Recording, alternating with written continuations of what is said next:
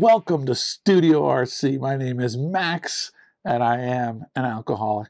I want to welcome you today. We're beginning a brand new series. Start looking at the 12 traditions of AA. Now, at Recovery Church, we have our values. We have our 12 values. But one of the things we do is we definitely believe in the 12 steps, and the 12 traditions we use as a guide. Whereas in the AA fellowship specifically, that's kind of what guides their meetings and the business end, and the thought, or one of the joke is the steps keep us from committing suicide, and the traditions keep us from committing homicide. Now, I don't know if that might be taking it too far, but there are a lot of great principles in the 12 traditions. So we're going to take a look each week at a different tradition. And this will be the same intro each time. And because there are 12 traditions, it comes out of the 12 and 12 book, what we're going to do is we're going to take 12 minutes for each tradition and see how much we cover and what we can figure out about that. Now, one of the things I know, sometimes traditions, they're not the sexiest thing going. Sometimes when people find, if you go to a meeting and it's a tradition meeting, you're like, oh, it's a tradition meeting. I think that sometimes the more you get into them and the more you understand them, there are so many transferable principles, not only for the group, but for the individual as well. And so we're going to take a look at that and just see how that guides us, and also how that impacts us at Recovery Church, and how those traditions, how they kind of live themselves out in our context. But so we'll take this opportunity. We're going to look at each one, a different one each week. And so let's jump in right now. Thanks so much, and come on this journey as we take a look at AA's 12 traditions. On this episode, we're going to jump in to the first tradition. The first tradition states, our common welfare should come first. Personal recovery depends upon AA unity.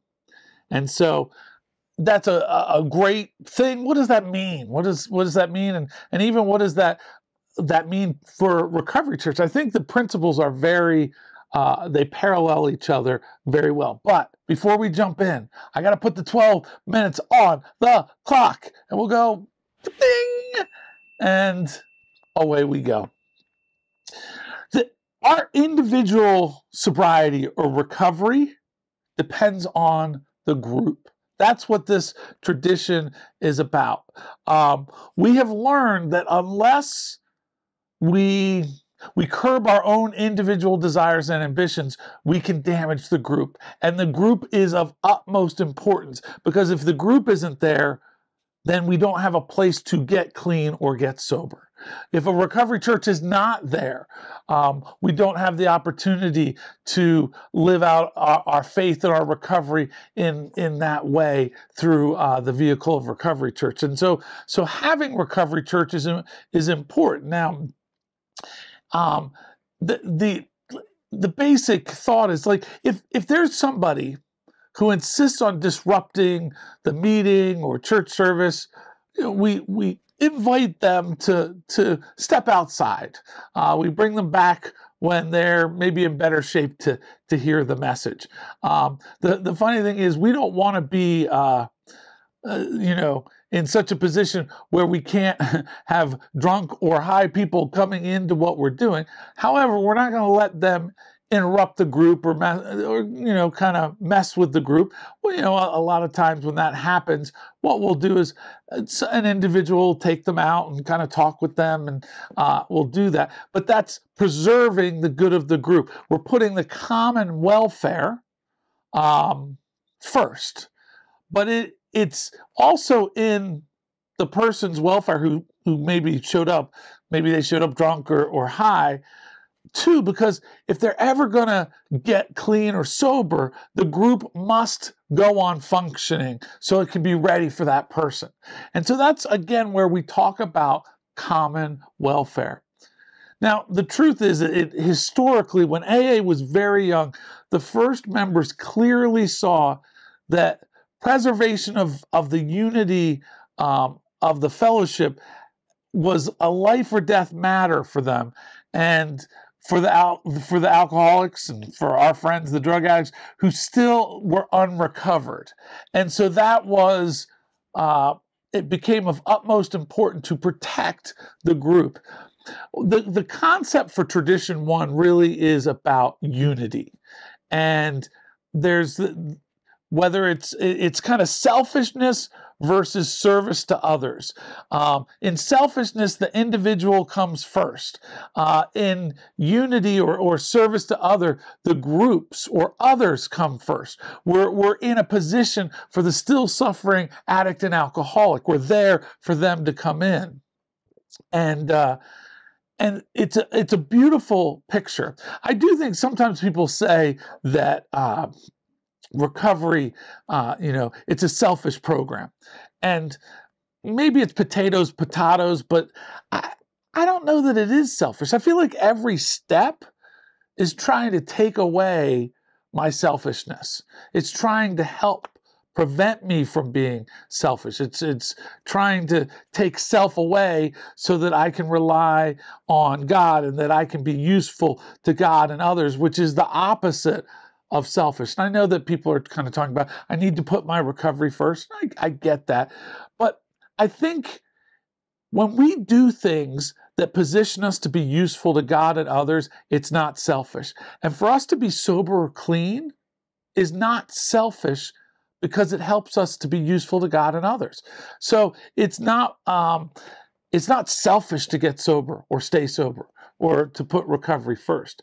It's selfish to put recovery over our obligations sometimes. Maybe we have employee obligations or family obligations, or things that we need to show up to, and we need to prioritize our recovery for sure.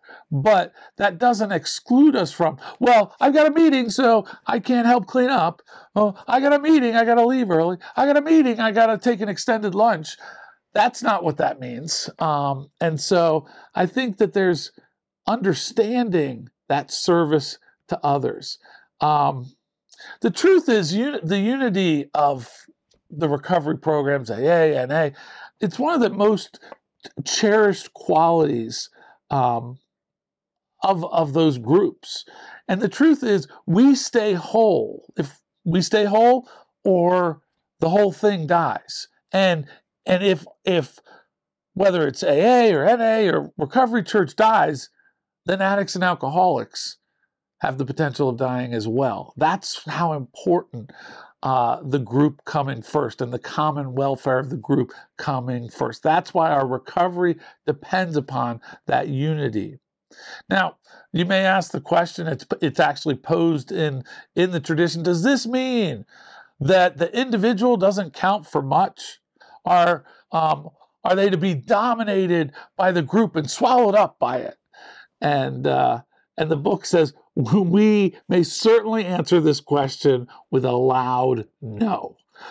We believe there isn't a fellowship on earth which lavishes more devoted care upon its individual members than does recovery. And I think that is a great truth, that we as addicts and alcoholics are very compassionate and empathetic to the individuals as they come in. We're rooting for people to succeed.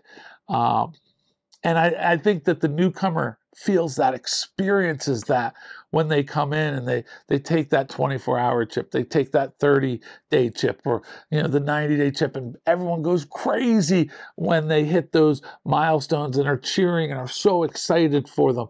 We lavish a lot of attention. We walk the newcomer through so many things. So the individual doesn't get lost. However, the common welfare, it has to come first so that we can lavish the attention on the individual. Recovery, we can't, the rooms of recovery can't compel anyone to do anything. No one can be punished or expelled. In that unity, in the traditions, there's not a single don't. We repeatedly say throughout the traditions, we ought to, but never that you must. They kind of go through their experience, strength, and hope, and they give a guide as to what that is. Now, another question that they ask in the tradition, in the 12 and 12 is, how can such a crowd of anarchists function at all? How can they possibly place their common welfare first? What in heaven's name holds them together?